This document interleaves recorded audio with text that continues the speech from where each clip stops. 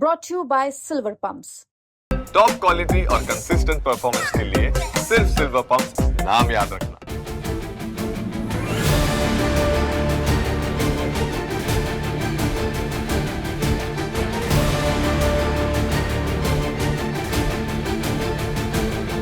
आम आदमी पार्टी दिल्ली की मुख्यमंत्री रेखा गुप्ता पर हमलावर है। आम आदमी पार्टी का आरोप है कि मुख्यमंत्री की जगह उनके पति मनीष गुप्ता उनका कामकाज संभाल रहे हैं। इसी को लेकर दिल्ली के पूर्व सीएम और आम आदमी पार्टी के वरिष्ठ नेता आतिशी ने मुख्यमंत्री रेखा गुप्ता पर जबरदस्त हमला बोला। उन्होंने कहा था कि देश के इतिहास में ये पहली बार हुआ होगा कि एक महिला मुख्यमंत्री बनी और सारा सरकारी काम उनके पति संभाल रहे हैं। उन्होंने कहा था कि एक मुख्यमंत्री पति का सरकार चलाना बेहद खतरनाक है। अब उनके इस बयान पर दिल्ली बीजेपी के अध्यक्ष वीरेंद्र सचदेवा ने पलटवार किया है। उन्होंने मांग की है कि आतिशी सीएम रेखा गुप्ता से माफी मांगे। वीरेंद्र सचदेवा ने उस समय को भी याद दिलाया जब अरविंद केजरीवाल के जेल में रहने के दौरान उनकी पत्नी सीएम की कुर्सी पर बैठकर दिल्ली वालों को संबोधित करती थी। इसी के साथ उन्होंने आतिशी पर कई अन्य सवाल भी दागे। उन्होंने सोशल मीडिया प्लेटफॉर्म एक्स पर कहा, आतिशी, आपकी ये पोस्ट देखकर आश्चर्यचकित हूँ कि एक महिला होते हुए आपने अपने खुद के परिश्रम से जन सेवा के संकल्प के साथ डूसू छात्र संघ सचिव से लेकर दिल्ली के मुख्यमंत्री पद तक की यात्रा पूर्ण करने वाली रेखा गुप्ता जी के प्रति अपमानजनक कटाक्ष किया है।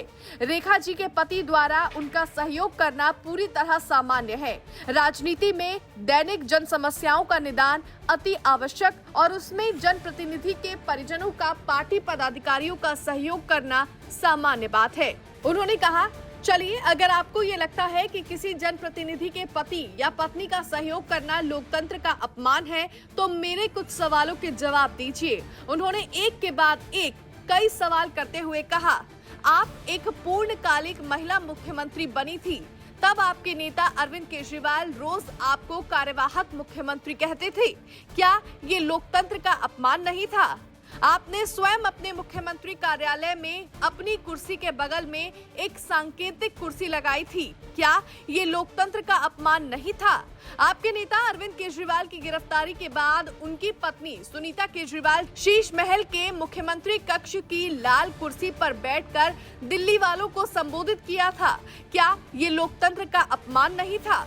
आतिशी जी, आप जब मुख्यमंत्री थी उस वक्त सचिवालय में आपके निवास कार्यालय में एक श्री भूपेंद्र चौबे काफी सक्रिय दिखाई देते थे।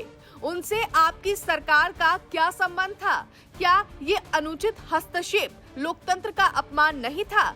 मेरी इस पोस्ट का चित्र 3 फाइल नोटिंग देखें। अधिकारी श्रीमती सुनीता केजरीवाल के लिए लिखते थे, हॉनरेबल सीएम मैडम। क्या ये लोकतंत्र का अपमान नहीं था? आपकी पार्टी ने डिग्री घोटाले में जेल याफ्ता जितेंद्र तोमर की गृहस्थ पत्नी को रातों रात एमएलए बना दिया था। क्या ये लोकतंत्र का अपमान नहीं था? वीरेंद्र सचदेवा ने कहा कि आतिशी जी, रेखा गुप्ता एक जन नेता है।